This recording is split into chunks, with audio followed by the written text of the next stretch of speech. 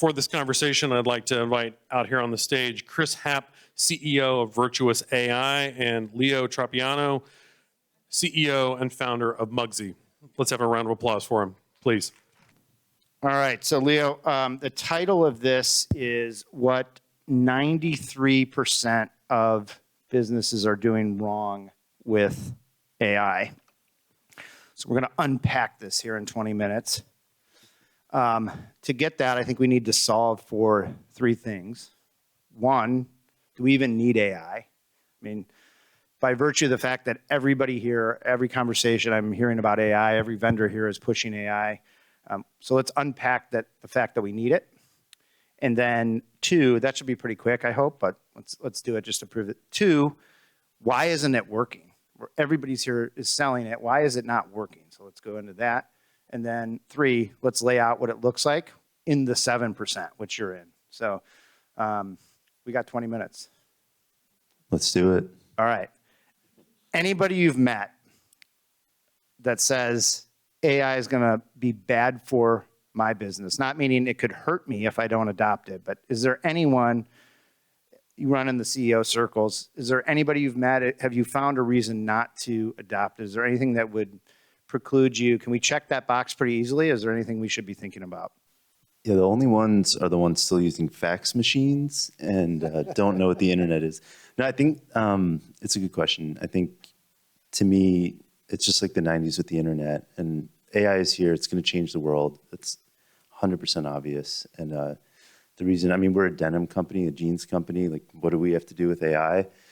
I think every company is going to need it. And if you're not kind of on the train from the get-go, you're going to get left behind. And we'll talk to like the things the unlocks we're having from it and all that. But yeah, it's here to stay. It's not going anywhere. It's going to change the world. It's the most powerful thing humans have ever created.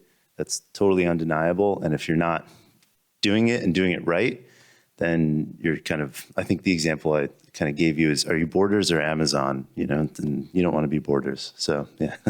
Yeah. Well said. We did a mid-market, and so I would call that a sub $1 billion in revenue mid-market survey of CEOs. 98% said this is absolutely strategic. Got to figure this out. Of that, 7% said we even have a plan. But I think the general understanding is, okay, we need this, and we've got to figure this out.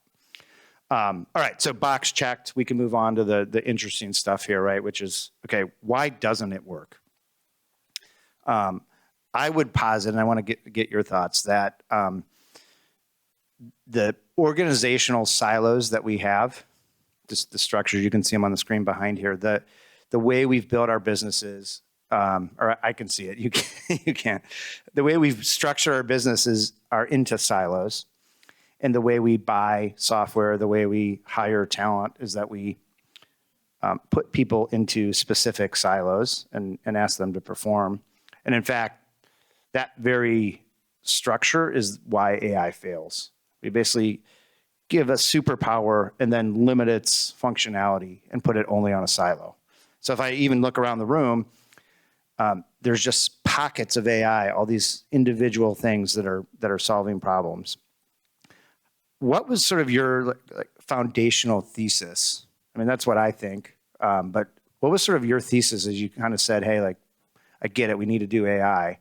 How did you start to think about, like, how do I even buy it? What am I looking for? What do I want out of this?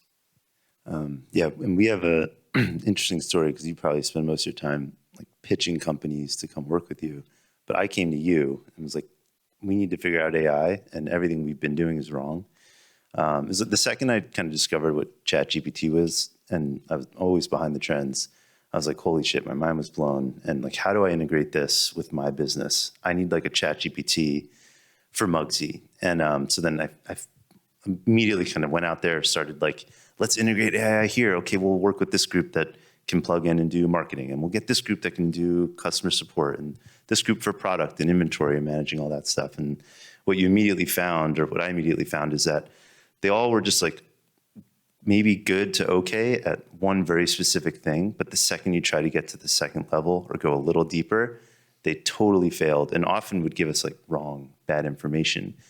And then you'd find that, well, like this AI would kind of give you one answer to a question, and then the one on the marketing side might give a different one. And so then you have all these different AI plugins, and at the end of the day, they're all giving different information. And the whole point of AI to me was that I want better information so I can make better decisions. And now I have all these different super brains giving me different information, and now I'm more confused, right? So then you kind of look forward and you're like, okay, the future of this path is I'm going to have 20 or 30 of these freaking things all plugged in. None of them are talking to each other. I have worse data and information, and then none of them can really go deep. They're just kind of surface level, maybe experts at the one little thing that they're kind of designed to do. But to me, it just made more sense. Like, okay, let's undo this plan, get on a different path of developing one Mugsy super brain that, hey, what forecasts are we operating off of for marketing? Cool. The product team's operating off of that too. If you have the siloed AI, they're just going to have different numbers. And then a human has to tell, like, hey, to the product AI, make sure you're operating off this forecast, and marketing's updating it on the daily. It's like, well, now there's a human in between, and that's kind of inherently going to fail, at some point. So yeah, that was my mentality, is like the kind of different siloed approach didn't work. It was actually giving me worse data, and on the long run was just totally set up for failure. And then, yeah, that's why I kind of approached you. Yeah, so it turns out that the old Wizard of Oz, if I only had a brain, I mean, this is it, right? We fundamentally need a brain, a central part of the organization that's focused on AI, and then we design the organization around that, as opposed to, I'm going to buy software, put people around it in a silo, and then expect those to talk, because that isn't working. This is why all of these pilots and programs failed. Just this morning, I was talking to people as part of the meetings, and to a person, they said, I'm 6 months into this AI pilot, failed. 6 months into this one, didn't work. Did you guys have some of that experience, I guess, as you were coming into it, just where you would try things and it just didn't work? Yeah, I won't name names, but I think you probably remember the one in particular. We immediately went out and said, let's get a marketing AI. And we did. And, again, it kind of wowed us at first, but then the second we kind of probed a little deeper and asked like the kind of second level questions, totally inaccurate and just nonsensical in a lot of situations. But yeah, and that was kind of like the first thing I found. It's like, okay, yeah, again, really good at kind of surface level, kind of high level stuff that I need, but I'm there for better, faster data. And inherently, it just can't know all the ins and outs of my business if it's only focusing on one aspect of it, Yeah, exactly. So as we get into, okay, so this doesn't work if we don't take a strategic sort of organizational shift, and I would argue that would take a CEO mindset. It takes an executive commitment to this, where we're actually going to do this versus push it out to the field, sort of the grassroots campaign where everyone gets a license to ChatGPT or Claude or what have you, and hope that the organization figures out AI in these sort of individual pockets. Have you seen that sort of play out in your guys' business, where it's got to come from, at the end, the CEO has to be driving this, if you believe it? Yeah, 100%. Even with that marketing tool, that was kind of the perfect example of the marketing team found it and they were kind of all in on it. And then when it wasn't working, they were kind of blind to that, but pretty stubborn in that, no, this is our tool and this is what we're going to use. And they eventually it failed and they stopped using it. I kind of gave them the green light. I was like, hey, I'm going to work with Chris and build a better tool, and let's do it in parallel. And I'm going to prove to you that Virtuous is going to work better because, again, my whole theory on centralizing the AI and all that. And yet within a few months, we no longer use that tool. So, AI is kind of big, scary, unknown to most people. And if you don't have everyone on board and like kind of a central like CEO vision that kind of layers down, waterfalls down to the whole team, you're going to find like the one person that just gets in the way and prevents it from kind of, like being effective. So yeah, it really does need to come from the top, get the whole team on board, everyone using it. That's the only way that it's going to be as effective as, we know it can be. Yeah. Okay, so if we've checked this or we need it, organizationally, we need to start at the core to make this work. Needs executive commitment. Let's go to sort of what does it look like? And one of the things that this to me was the dream I'd always had about how this works is watching my vision of the future as humans working together with AI or machines to kind of solve complex problems in a shared workspace. Think of like Slack or Teams, where AI is part of that. The teams are part of that. We have shared workspaces. What you did on, and I don't want to share secrets about the business, but what you did, Share it, man. Yeah, It's just denim. yeah, a few of our friends here. What you did on Black Friday or Cyber, that was the dream. And I think it's just worth painting that picture for the group of the way this can work and should work and what it should look like. You just want to like talk through that example because it was so powerful to me of this, a BAIO or what we've built, a business automation, intelligence and outcomes in practice. Yeah, cool example of AI's power. So this past Black Friday, we're not a very promotional brand. We pretty much just we'll participate in Black Friday just because we have to. And the most we'll do is 20% off, which historically has always worked. And I can go on a whole other tangent about COVID and the side effects of how it messed up Black Friday. And it went from a weekend to a month and two at this point. It's every other, we're starting Black Friday next month at this point. But what we found this past year is our 20% site-wide promotion was no longer working. And I had a theory that it's because we were at the bar tipping with singles and every other brand was like 30, 40, whatever percent off, 1,000,000% off. It's all free. And, our ads and, no one's paying attention to our emails or ads because 20% is less than 40% or whatever.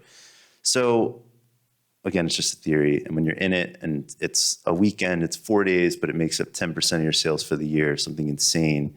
You need fast answers and you need, to be insanely agile. So it's like Sunday of Black Friday weekend, Cyber Monday's the next day, obviously.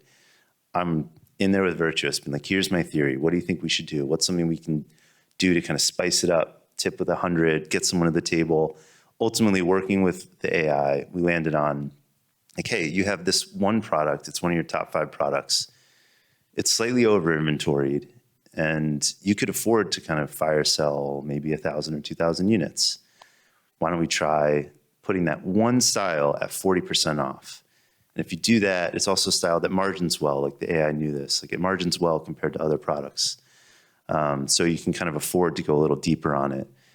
And here's the timing of when you should launch it and, close it up by this time and give it a go. So ultimately we did. And within a couple hours on like a Sunday night, we pivoted, create all the emails, the meta ads, et cetera, launch it, Cyber Monday, a huge success. But until we launched it, it was still slow. And then the second it launched, it goes up. The cooler part to me was not only that did it work through all that with me and kind of give me answers like, is this the right SKU? Hey, here it is. Again, you're over inventoried, margins well. So yeah, that's a good SKU to do. What percent can I afford? Let's do this one. Again, like everyone else is doing these percentages and it can do that. Like tell me my top 10 competitors and what are their promotions right now? Okay, how can we kind of shoot the gap or whatever? Can do all that. And then the cooler part to me after was, all right, give me a breakdown of how that test performed. And it could do it to like the minute and gives you a letter grading at the end. It's like, hey, A+. If you hadn't done it, pre the email launch of that SKU going up at 40%, this is what you were tracking towards. Let's say the arch looks like this. And then because of the Studio Blue, this one SKU going, now the arch looks like this, and here's how much more marginal revenue, et cetera. And you can keep going on and on. But that breakdown is something that would have taken me like a week and someone smarter than me a day. But AI did it in 7 minutes or whatever. So yeah, that's what I think the future looks like. If we talk about AI replacing jobs, and it's really good at certain things. Like in this case, it was connected to all of your data. It knows how to ask questions, write code, run query. It can do all of that. It didn't have the intuition. It didn't build and start and run the business. So you paired with it, were able to pivot and make a decision. And central to that is that Well, it's connected to every system. So it can play customer acquisition costs against inventory, against cost of goods. It knows all of that. But again, I'm going to go back to the fundamental. We have a BAIO, we have a connected system that you can have this human sort of AI interaction and start to lead to outcomes. And importantly, what did it learn from that, right? So it's got the interplay of your past data. It watched and worked through this example with you.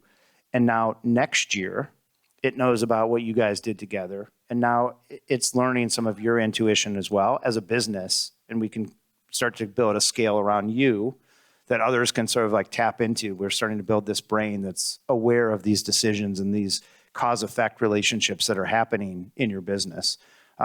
So to me, there's just watching the dream come true. Super geeky, but. That's right. You reminded me of two things as you're saying that, which kind of speak to our earlier point. So the first was, yeah, you're chatting with AI, like, what can I do to make Cyber Monday better? It's like, well, just do 40% off site-wide. And like, well, I don't want to do that. That's it's against our brand, right?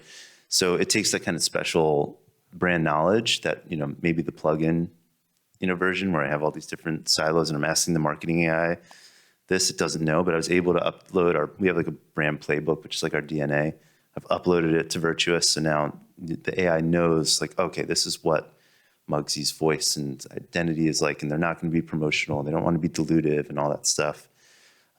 So yeah, having that background was helpful, but then also if it was just a marketing plugin, it wouldn't have known like how this one SKU margins, and that's something we kind of worked with on the inventory planning side of it, which is a whole nother topic. But again, it had such good insight because it knew not just one focused silo of the business, but it knew everything from our branding to the margining and all that stuff. So Yeah. So I guess we'll pivot in the last just couple of minutes here. So it sounds great. We said we need this system. This is where it doesn't work, and this is how. But how do you actually implement it is probably the next question. Does it take 2 years to do this, or obviously we take it through a walk, run, scale approach, where walk is let's connect I don't know if this is representative of all the systems that you guys have, but we're probably connected for you guys to how many systems? yeah, like all of them now. Yeah. But it's a typical picture where it needs those signals and that data. And so if step one is let's walk and connect the systems, but let's do it with purpose. So if we go into the inventory, let's do that and then calibrate this system around a couple of goals, one of which was inventory. You just want to talk about the results you guys had on the inventory planning? Yeah, well, so the big fail with AI was that first marketing plugin AI tool that we had. And then when I came to you, we realized that, well, it was kind of missing. That was kind of like us trying to build the attic of the house without having the foundation first. It was missing like the core, like understanding of like that we're an inventory driven business. And so we quickly working with your team realized that the marketing side needs to understand the inventory flow of stuff first before it can really properly market. So counterintuitively, we're like, hey, we need this marketing tool. We started working on building an inventory planning tool.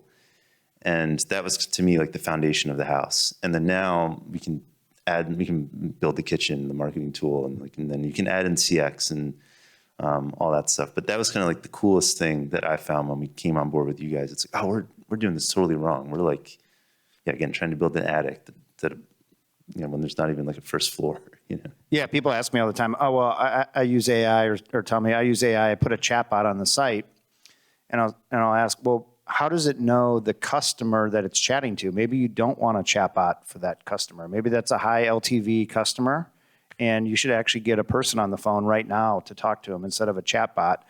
If you don't have the foundation, you're just putting AI sort of, you're vibe coding your way to an AI plan. So as we talked through that scale, I think you guys realized it freed up just on the inventory planning, like several million of cash that, like you said, maybe counterintuitively now flow back to marketing. Yep. So they actually get to spend more now because we've freed up cash that was sitting in inventory for them. I don't know that we expected that result. I think it was a lot better than we probably originally planned. But as we talk about sort of like future use cases and thinking about, we've got this foundation and then plugging in these use cases, And I think there's probably a lot of good other plugins that we can connect, other AI plugins that are communicating with. So maybe we go back and even look at some of these other plugins. Maybe it ends up in a system like ours. But what do you think the future looks like then as you start to think we've got the foundation and we're starting to move this forward? What does the future of the AI first denim company look like? Well, yeah, now it's just, all right, we built the foundation, so keep building the rest of the house. And my goal is that there are less and less plugins. Like you were kind of saying, what softwares are we connected to? And it's like, hopefully those go away and it's just one and it's virtuous, So yeah, I think it's like, hey, now that we've built the brain, the future for us, that's the hard part, right? How long did that take? And how many months did we go without just designing it and developing it to make sure we got it right? But now it's just like, okay, let's integrate the rest of the business with it. We've built the foundation again, like start adding on the other rooms and all that. Yeah, awesome. Start realizing the virtuous cycles. Well, I appreciate the time. I think we're out of time here. Appreciate you sharing with the group and being open with the business. All right. Thanks all. Thanks.